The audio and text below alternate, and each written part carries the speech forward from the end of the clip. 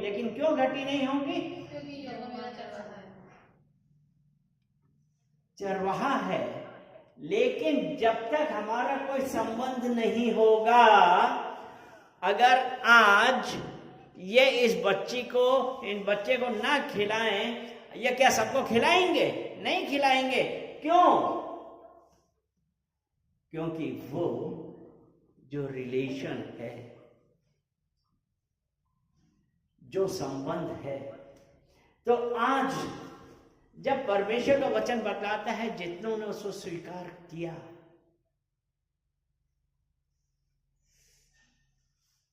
इसीलिए अगर हम यूहन्ना की पत्री उसका 1 अध्याय उसका 12 वचन हम देखते हैं,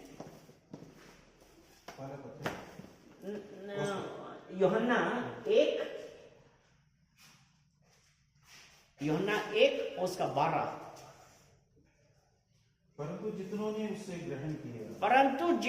उसे ग्रहण किया उसने उन्हें परमेश्वर की संतान होने का अधिकार दिया। उसने उन्हें परमेश्वर की संतान होने का अधिकार दिया। अर्थात उन्हें जो उसके नाम पर विश्वास करते हैं।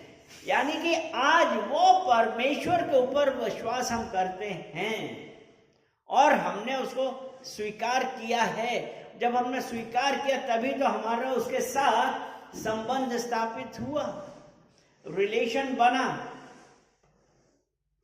अगर रिलेशन नहीं है तो हमारा संबंध कहाँ? फिर हम ये कैसे कहेंगे हमारी जरूरत पूरी करने वाला है?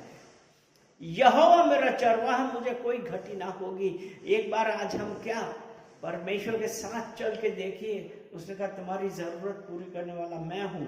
उसके बाद उसने कहा वह मुझे हरी हरी चराइयों में बैठाता है, वह मुझे सुखदाई जल के झरने के पास ले चलता है।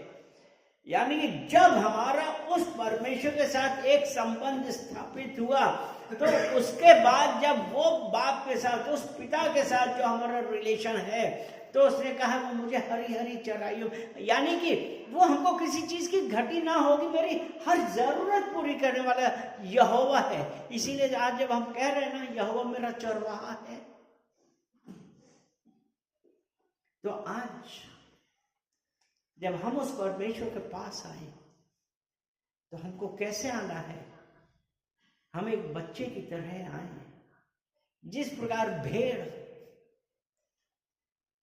एक ऐसा जानवर है जो सीधा सीधा चलता है, बकरी की तरह नहीं, इधर पेड़ देखा उधर पेड़ देखा, उधर घुमारा उधर घुमारा। तो आज जब हम उसके चरवाहा की भेड़े हैं तब वो हमारी हर जरूरत पूरी करेगा। और जब उसने कहा ना वो मुझे सुखदाई जल के झरने के पास ले चलता है, यानी कि हमको रेस्ट भी देता है। हम चले, जब थक जाते तो हम क्या करते हैं? हम बैठते हैं। वो कह रहा है सुखदाई जल के झरने के पास ठंडी ठंडी बयार चल रही है, वहां पे। तो उसके बाद मेरे जी में जी ले आता है, घर के माध्यम में वह अपने नाम के निमित्त मेरी अगुवाई करता है।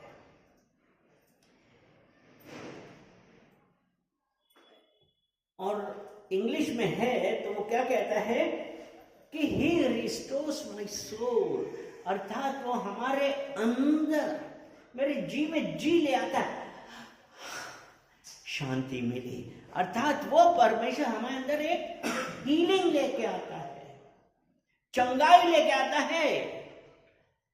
तो वो ये कहता है कि मेरे जी में जी ले आता है और धर्म के मार्ग में, यानी कि वो हमको गाइड भी करता है, वो हमको मार्ग दिखाता है।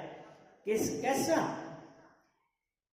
कि उसका एक रीजन है, वो अपने नाम के लिए, कि वो परमेश्वर के ऊपर जब हम भरोसा कर रहे हैं तो अपने नाम के निमित्त वो मेरी अगुवाई करता है।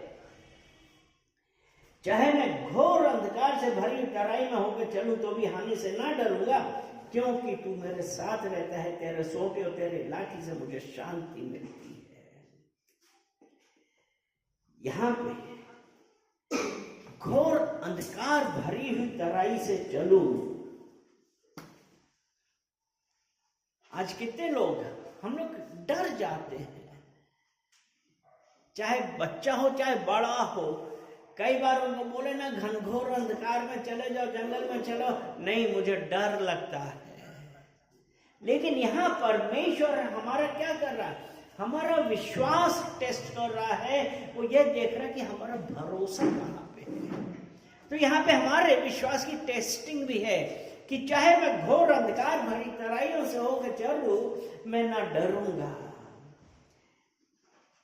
क्योंकि तू मेरे साथ है। मुझे बचाने वाला, मुझे प्रोटेक्ट करने वाला तू मेरे साथ है। वो परमेश्वर, यानी कि परमेश्वर का क्या है?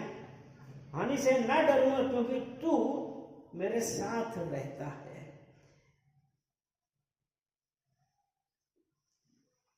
मेरे साथ रहता है, यानी कि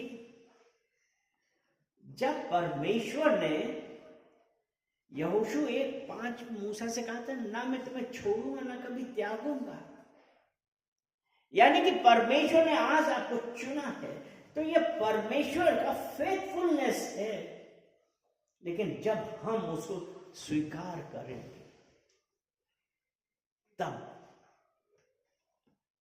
मेरे साथ रहता है। हमको ये विश्वास है, क्योंकि परमेश्वर ने कहा है कि मैं तुम्हारे फेथफुलनेस पे, वो अगर हम परमेश्वर के प्रति विश्वास योग्य हैं तो वो परमेश्वर भी हमारे साथ है। हालेलुया। फिर उसने कहा है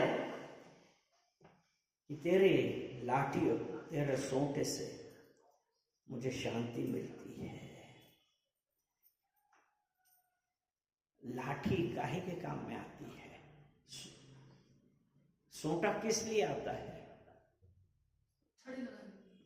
हाँ, नहीं, सही बात है। यानी कि यहाँ पे परमेश्वर का वचन और वो है, उसकी आज्ञाएं हैं। यानी कि परमेश्वर का वचन जो है वो हमको डिसिप्लिन करता है। अगर भजन संहिता 119 उसका 105 पढ़े ना, भजन संहिता 119 और उसका 105, जबूर 119 उसका 105। तेरा वचन मेरे पाँव के लिए दीपक, तेरा वचन मेरे पाँव के लिए दीपक और मेरे मार्ग के लिए उजियाला, और मेरे मार्ग के लिए उजियाला है। यानी कि अगर वो ये कहता है तेरी सोंटे और लाठी, वचन, अगर हम उसके अनुसार चलते हैं, हम अंधेरे में नहीं चलेंगे। हमको रास्ता दिखाने वाला, हमको डिसिप्लिन करता है वो परमेश्वर। हमारे जब आगे आगे चलेगा, हमको रास्ता दिखाएगा, तो क्या हम अंधकार भर रहे रास्ते में गिरेंगे? हम क्या गलत जगहों पे जाएंगे? क्या हम गलत सोचेंगे? वो परमेश्वर हमको डिसिप्लिन कर रहा है। फिर है, तू मेरे सताने वालों के सामने मेरे लिए मेज बिछाता है, तूने मेरे सर पर तेल मलता है, मेरा कटोरा उमड़ रहा है। मेरे सताने वालों के सामने मेरे लिए मेज बिछाता है, यानी कि मुझे आशा है, मुझे होप है, मुझे विश्वास है कि जितने मुझे सताने वाले हैं ना, वो सब क्या होंगे? धराशायी होंगे। रोमियो 12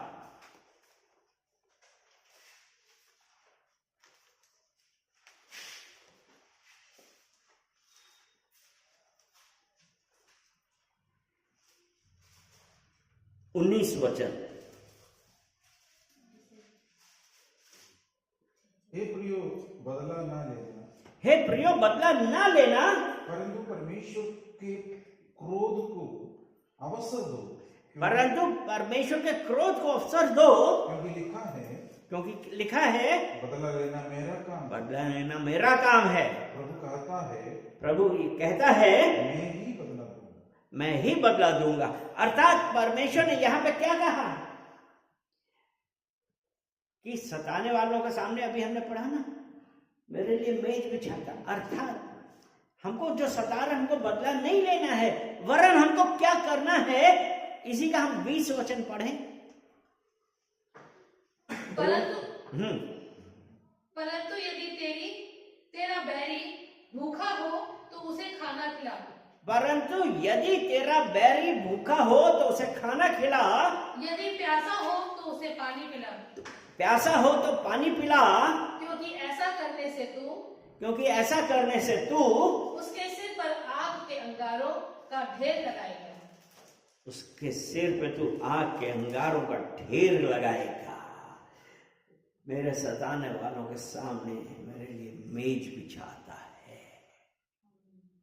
यानी कि अगर जितने लोग आज हमको सता रहे थे, सताया है, सताया था, सता रहे हैं, वो परमेश्वर कहता है मैं उन सब के सामने तुम्हारे लिए एक मेज बिछाऊंगा, तुम्हारे लिए कोई कमी ना होगी।